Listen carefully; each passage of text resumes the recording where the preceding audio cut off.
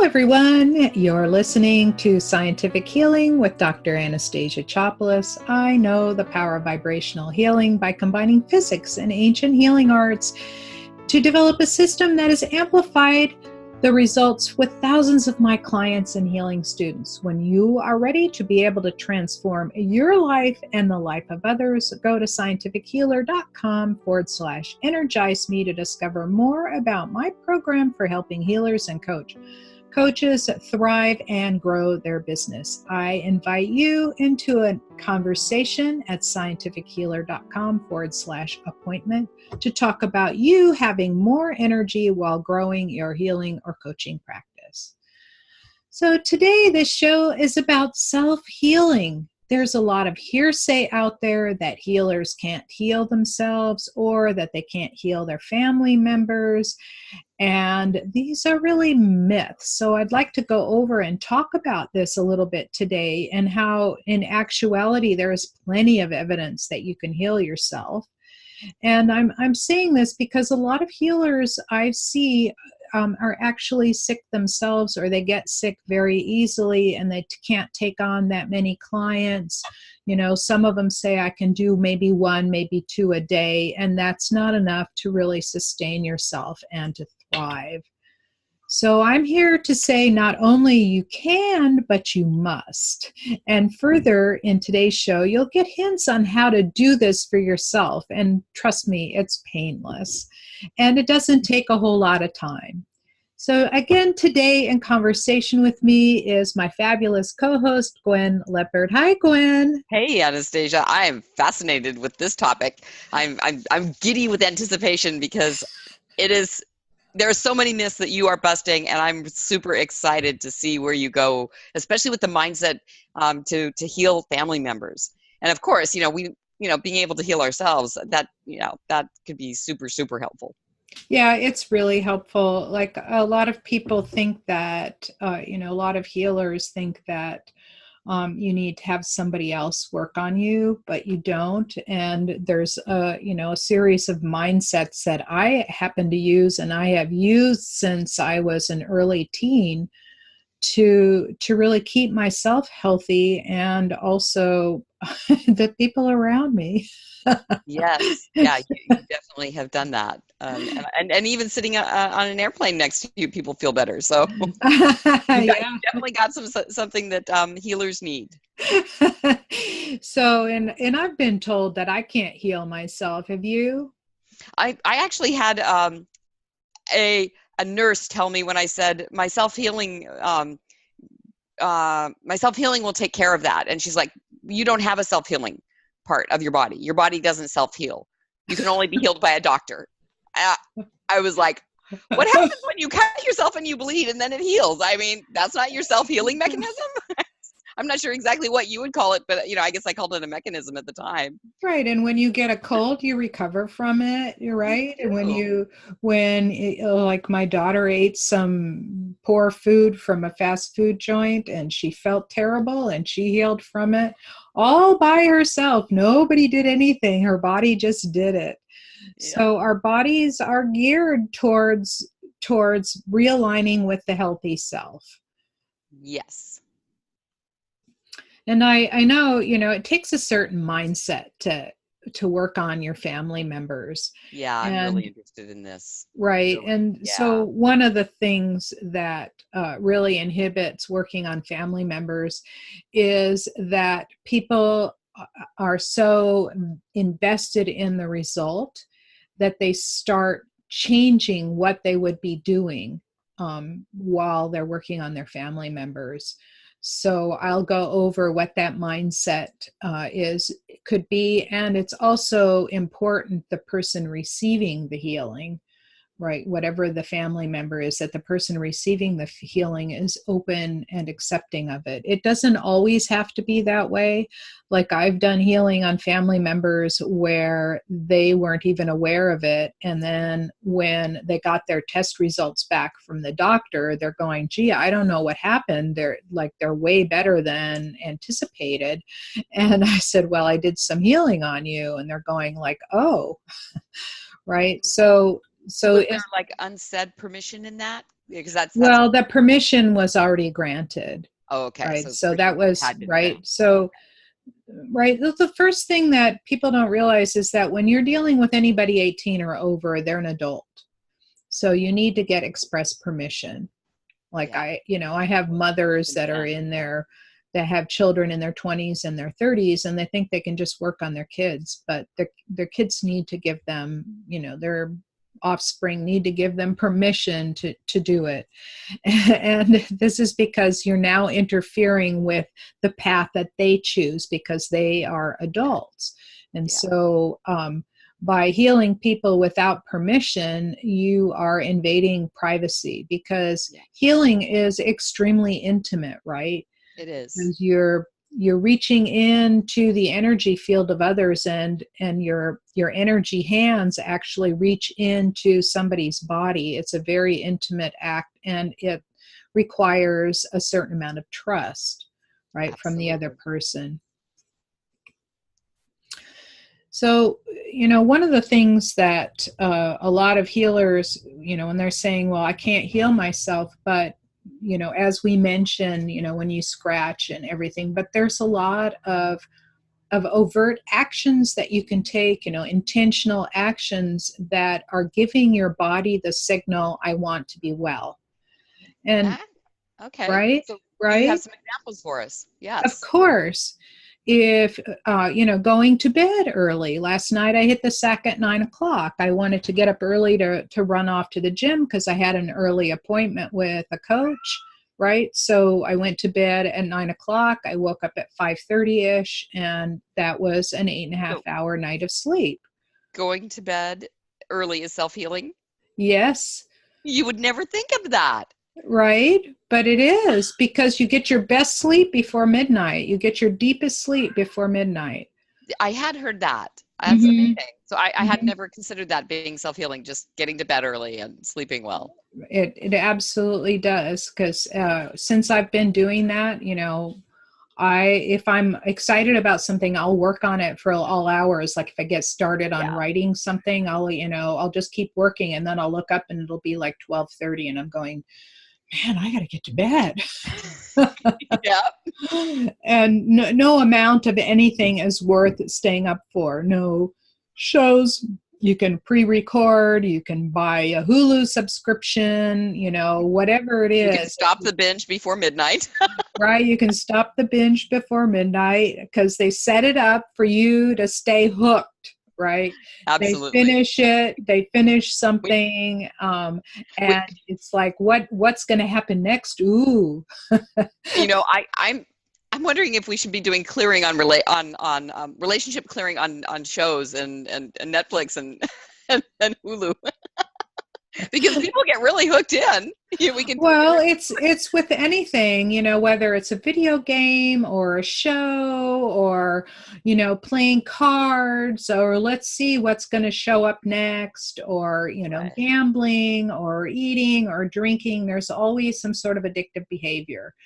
And my read on addictive behavior is that it's an escape mechanism, that whatever you're experiencing at the moment is too hard to be fully in. So you do something else, whether it's eat too much or, play video games, watch too much TV, any kind of anything that gets you hooked in. Could be talking, gambling, all of those addictive behaviors. They give you that little dopamine hit that makes you feel really good. And that just means that the rest of your life isn't feeling that good. So we're doing that. And, I studied addictions for a long time because I was married to an alcoholic, and I also realized that I had been involved with, like, my mother was technically a rageaholic. So she would go through this triangular cycle of building up the tension, releasing the tension, feeling remorse, and then the building up the tension. So we just go through this triangular. And she said I would try to control it. Like I told her as I was much older, I said, look, I'm always waiting for the other shoe. Was always waiting for the other shoe to drop. And she goes, yeah, I tried to be good. I know. Yeah, my former husband had the same triangle. And Yep. let's get back to Yep. some So, other forms of self-healing that you might want right. to consider. So let's getting on a healthy diet, right? Okay. Right. So that's going to be healing. And you might not know what it is. Like I have eaten healthy, clean, organic food for a very long time. But recently I started another program and realized that the food I was eating wasn't that good for me. And now the weight is falling off finally. And I'm Okay. going to get back to my slim self, because for me being overweight is also another indication of inflammation and something problematic in the energy field. And I cleared all the energy up. I'm building up, I've recorded a number of sessions for people to help clean up that energy that's keeping the weight on. But it could also be the combinations of foods you're eating, So you right? could be thinking you're eating really healthy and you're actually Yeah, eating it's something that's causing inflammation or that right. just isn't right for your Inflammation body. right in your body. So it's all very personalized.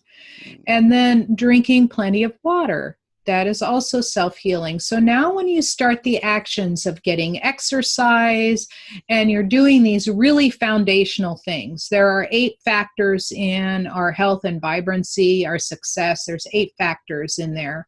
And Right. this is the number 8. This is the foundational things, right? So this is just one form of inner work of doing those things that are going to help propel you to the next level of health. But the other 7, that includes cleaning up your relationships, first with yourself, then with other people. The other is making sure that your career is fulfilling and satisfying.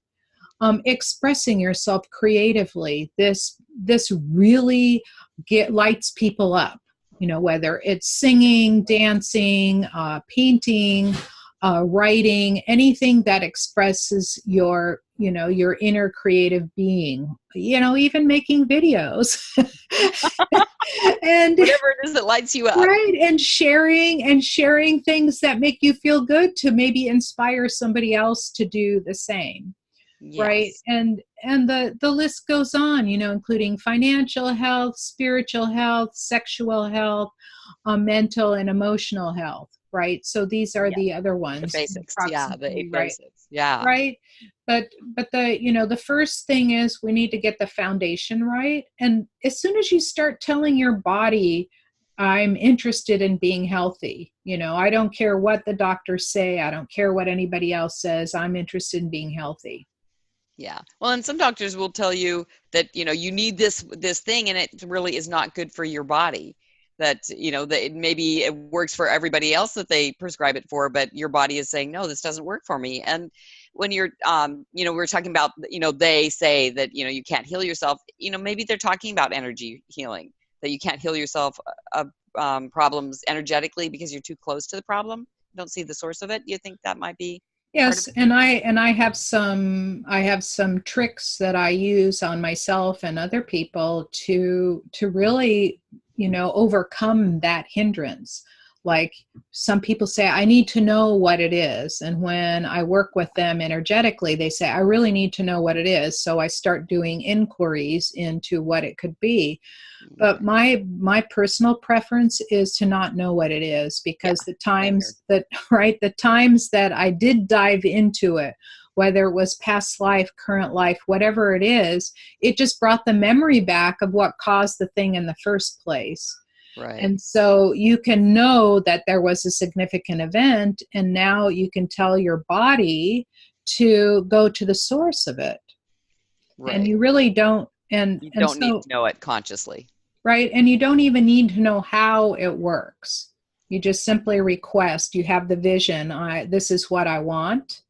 And you don't need to know how it works. You just tell your body it's time to release the problem, right? It's time to release and let it go.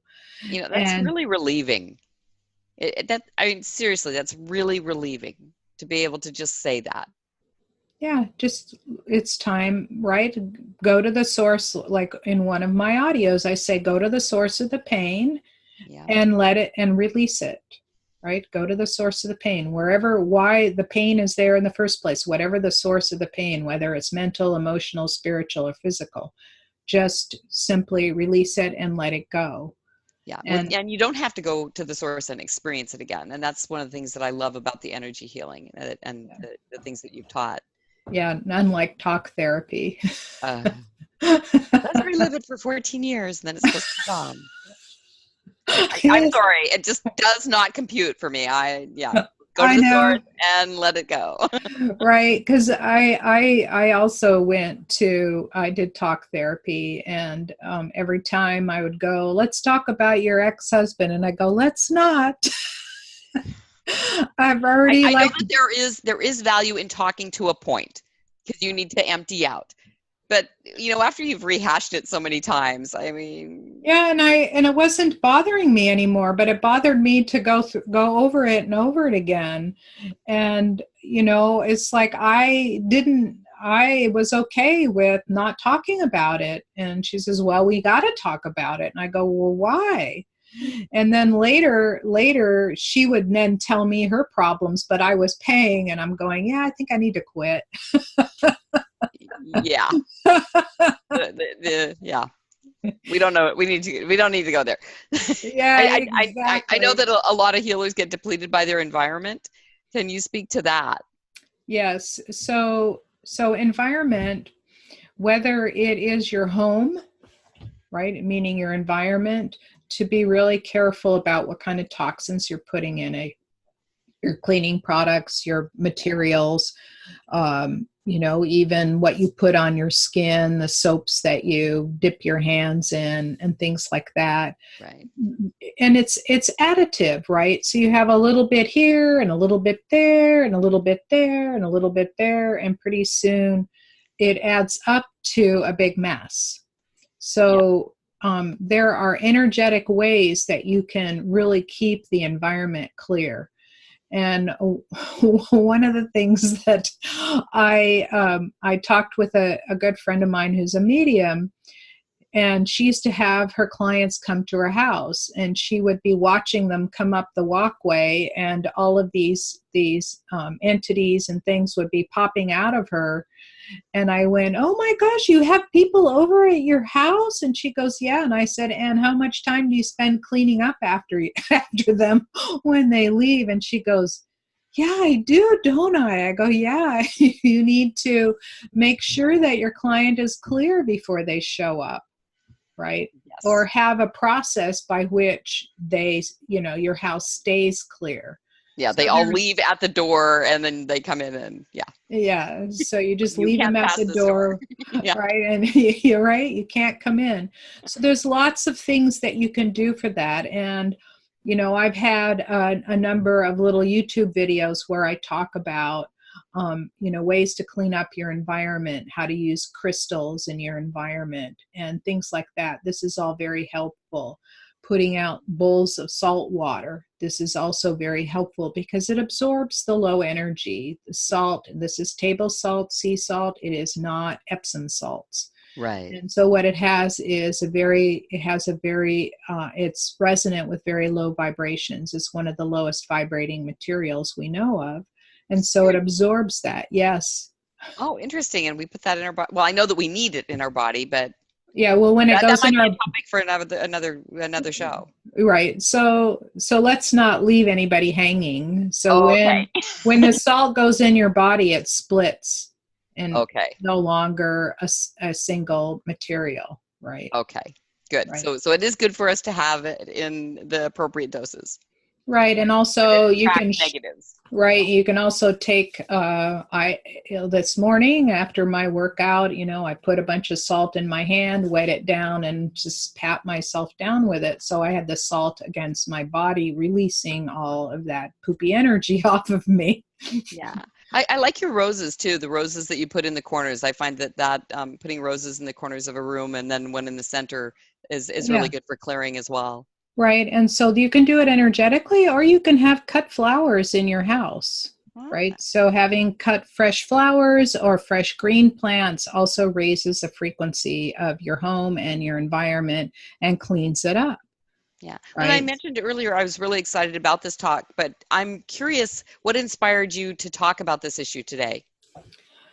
Well, I just have, I just got back from a mastermind and there were people talking about that. And I just see so many people that, I just saw some people who are very interested in healing others, but they needed massive healing themselves before they could work on others. Right. I saw a woman who was so emaciated from some sort of problem in her throat. She had an infection in her throat. She couldn't eat. Oh dear. So she ended up very emaciated and now she wants to help people, but she needs to be energetically boosted because she's going to keep getting sick the more she's with sick people. So she needs like this kind of support. And I also see a lot of very overweight healers. There's nothing intrinsically wrong with being overweight, but usually to me that signifies there's an energy imbalance. And in order to stay strong, it needs to be corrected, right? The energy imbalance. And, you don't have to be skinny or you don't have to be like, a size 4 or 2, but you just need to be more or less in a right weight body and not be 300 or 400 pounds, because there's an energy imbalance in how you react to your environment. And usually that signifies needing protection, right? So you build a layer Right. around you. Needing protection is one thing. Yep. Feeling like you don't have the energy. So fat is energy. So you're hoarding energy. That's another way to look at it. So there's like a lot of reasons why people add on that weight. And there's also some sort of chemical or energetic imbalance in the body that really needs correcting. And as soon as it's corrected, like for me, I struggled for a number of years. After my mom died, I was in a lot of grief and I like plumped up 30 pounds almost immediately. It's like Yeah. I'm looking at myself going like, what is all this? And all I kept hearing was, it's grief weight, it's grief weight. So this was one extra energy that I didn't need, I didn't need to and add on. And so now that the grief is over and now I'm eating the correct diet for my type, the weight is falling back off again. That's Right. And great. it's rapid. It's like a pound a week, which is really good for me because normally I could struggle really hard and, it'll be a quarter pound. And then I kind of roll my eyes. Okay, 3 hours of exercise a day and 1,200 calories. And I got a quarter pound. Right. Yeah, So, and then it just proves that it's not those physical things. I mean, yes, they're helpful, but there's another piece. What about the morning rituals and energy hygiene as part of self-healing? right. So the thing is that energy hygiene. So let's talk about energy hygiene. This is another form of self-healing. And a number of people, if you look at all of these top CEOs and multimillionaires and even billionaires and, high performance entrepreneurs and people that get up and give talks regularly, it takes a lot of energy. In order to be inspiring, in order to give a talk, you really need to have like this inner well of energy. So all of these people, if you talk to them, and I've interviewed a number of them on this podcast, right? Yeah. If you go back and look, and all of them that I've spoken to all have a morning ritual. Like Laura Gisborne, for example, she does yoga for an hour every day. And she follows a very reasonable diet. She's working, her husband had bypass surgery a year ago and he's doing really well. And she eats like he does. So she's supporting him, but it also supports her. And, she's in amazing health. And then I had Cindy Padilla, and her morning ritual is what brings her, up, brings her way up. And then I had, his name is Jeff, and he talked about, like the first time I heard him, he talked about taking cold showers in the morning. And so all these people have like these really interesting things that they do for themselves. So The reason for cold showers is it stimulates the brown fat in your body, which you have in certain places, and it revs up your metabolism. So even though you're taking a cold shower and it is uncomfortable, but you can get used to it. I took one this morning myself, right? You can get used to it. You can also take a dip in cold water. Better to go take a dip in the cold ocean, especially here on the Pacific Coast where it's really cold. And, and rev up your metabolism by, cold heat. In Europe, a sauna, going to the sauna and dipping in cold pools is a common cultural activity that you do on the weekends. And I did that. You go and sit with a bunch of people in a really hot sauna, and they pour water over the hot coals, and you're all sitting there naked talking with one another. And then you go out of the room and you dip yourself in really cold water, like ice cold water, right? And then you go back in the room, get hot, and then you go lay outside where there's snow laying on the ground until your body cools off again. So you go back and forth, and this detoxes you, it stimulates your metabolism, and it really wakes you up. And the skin just looks gorgeous afterwards. Right? So there's like a lot of things you can do. So for an energy healer, it's good to get up and start cutting cords. And the reason is that when you go to sleep, people are dependent on you. They will hook into you at night. Yes. And then after whenever you work with somebody, you give their energy back to them, you collect yours own back, and then you sever the energetic connection. And that will help keep you as clean as possible. Even get up, wash your hands, or use an aura spray to clean yourself up. And so these are some of the things that I learned early on to do in my healing practices. And I have been able to heal 6, 8, 10 people a day, like work 10, 11 hours in a stretch. And at the end of the day, people say, "Aren't you wiped out?" And I say, "No." Yeah. And then there's another trick that I do is whenever I do a healing is that I ask spirit to help me, and that I also, right. And I also receive the healing. I say, if my body needs the healing, please let me have the healing as well. Because it's old technology to run the energy through you, which is a mistake. Right. Because then you can give your own energy, too much of your own energy out. And the new technology is to just bring the healing energy down from above, and you can still guide it. And you can also ask that you get some of that too. And so at the end of the day, I did like 5 healing sessions yesterday.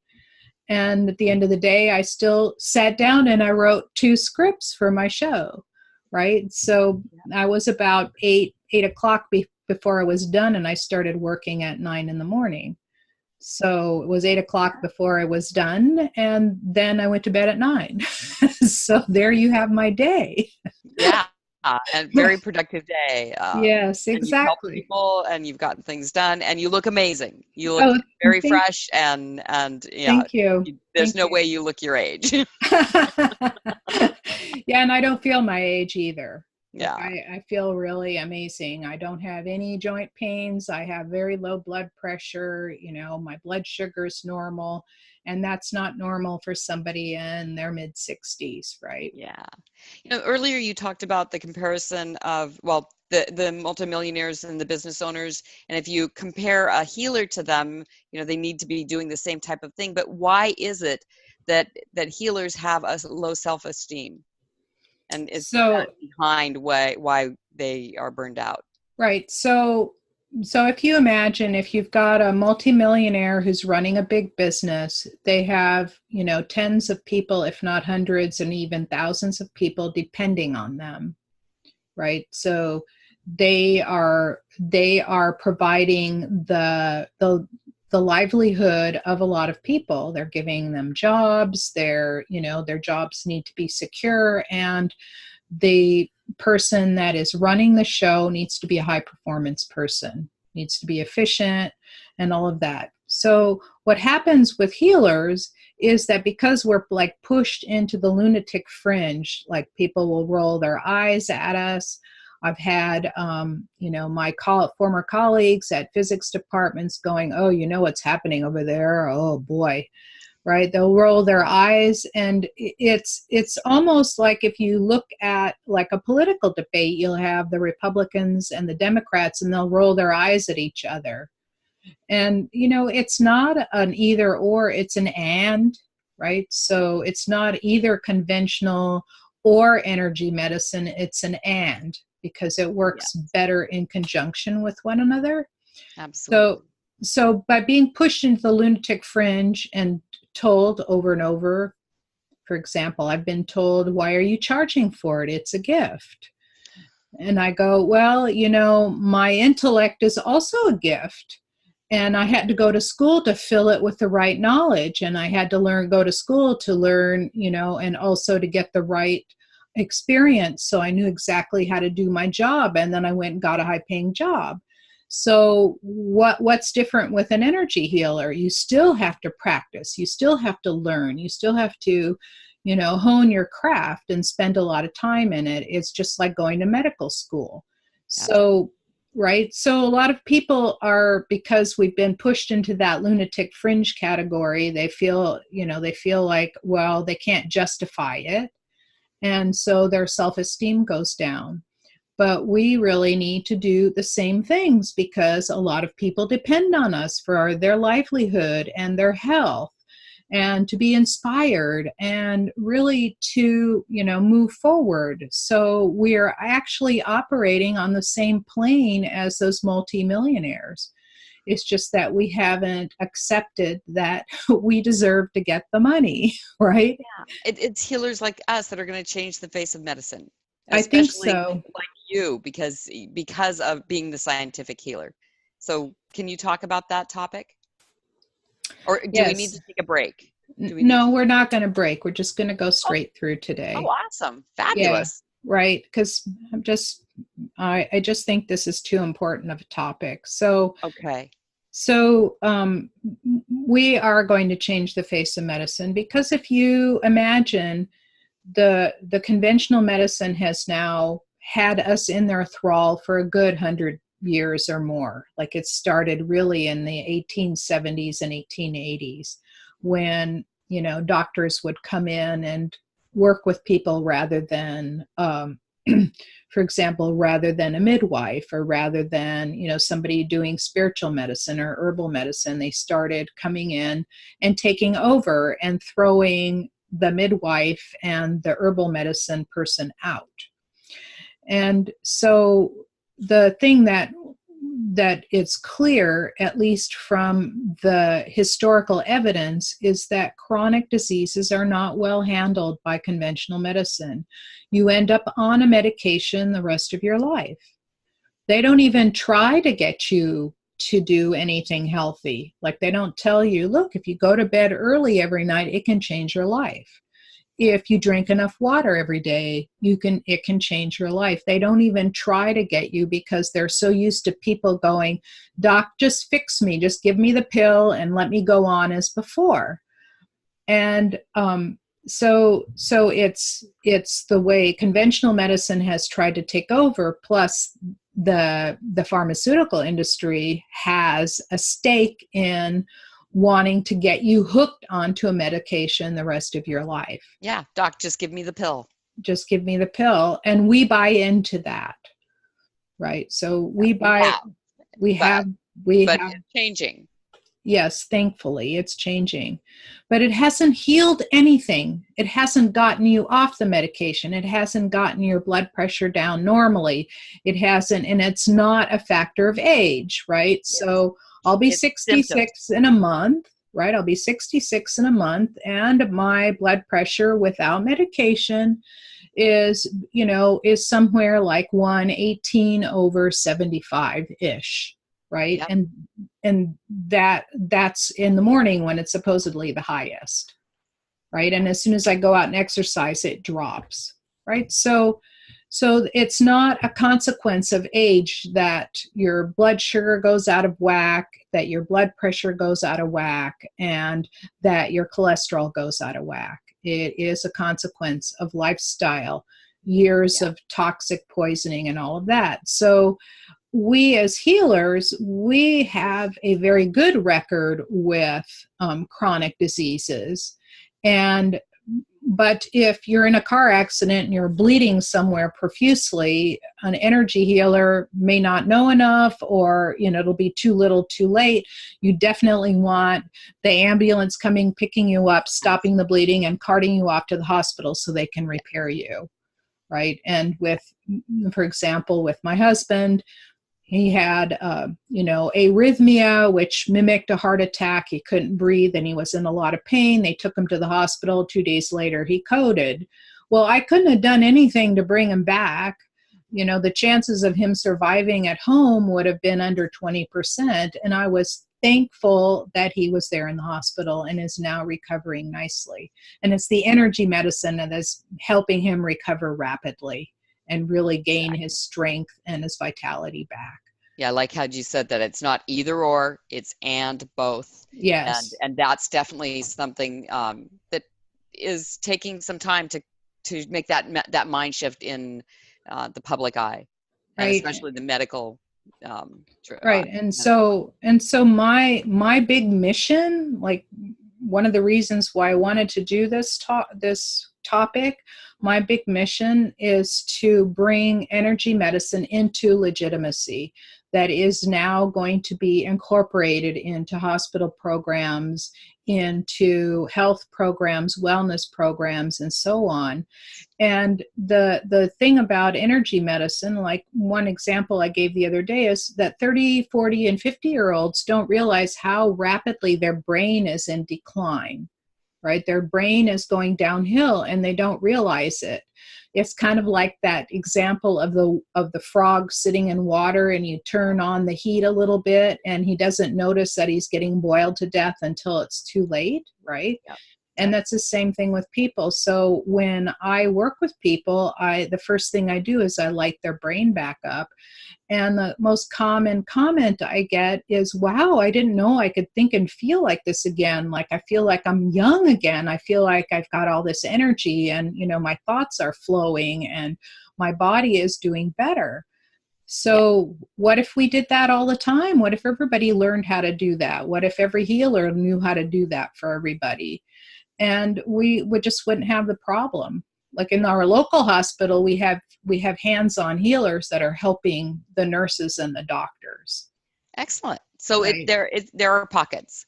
There are pockets, yes. Yeah. And you mentioned earlier, and it feels like this might be the time to bring it in, that you're going to share specifically the process of self-healing. Is this a good time to do that now? Well, in terms of, we went through all the self-healing, but one of the things that I did mention was asking for the healing while you're healing other people, number one. And number two is going to the source of the issue and releasing it, whether it is an old mental pattern, whether it is an event that was traumatic for you, and now you've built your whole life around that particular event, is to ask to be released from the problem. And you don't, like we said, you don't need to know exactly what the cause was. You just release that old issue. You just need to ask right. that you go to, that the energy goes to the source to release it.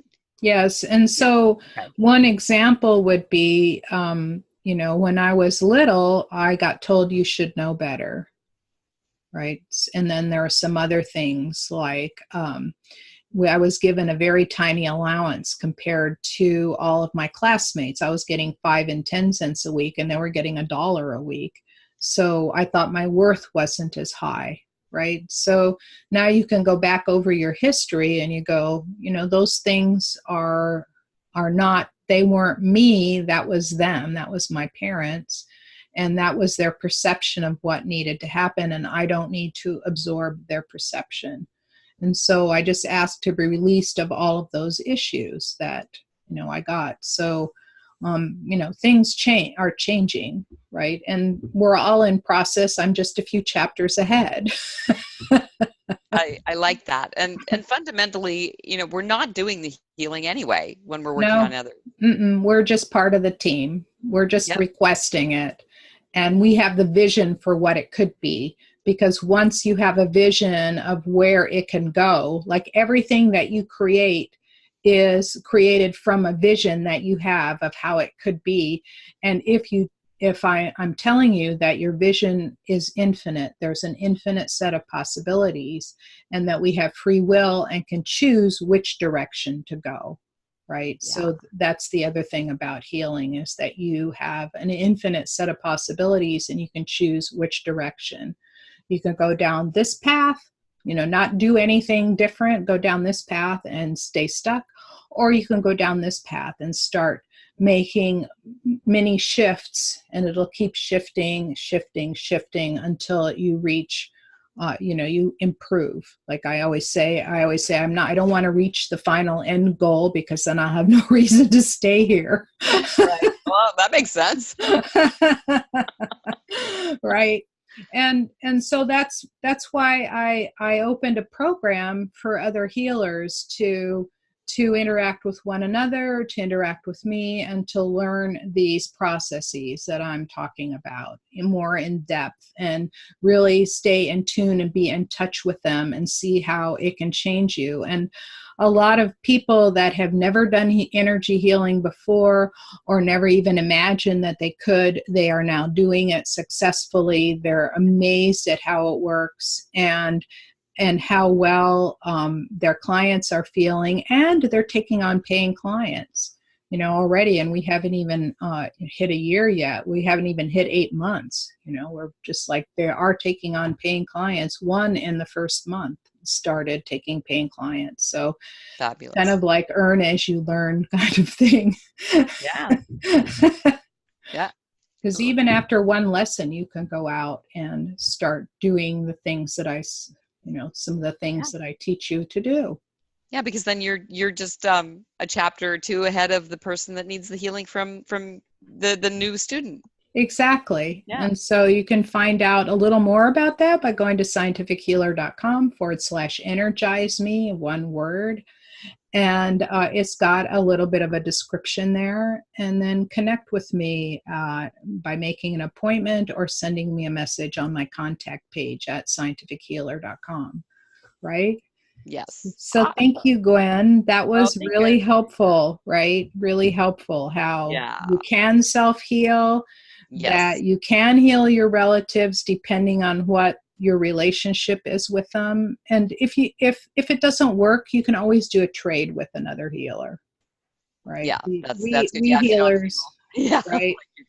We healers all get connected with one another. And especially me, because I have this podcast that I love to have other healing people come on, right?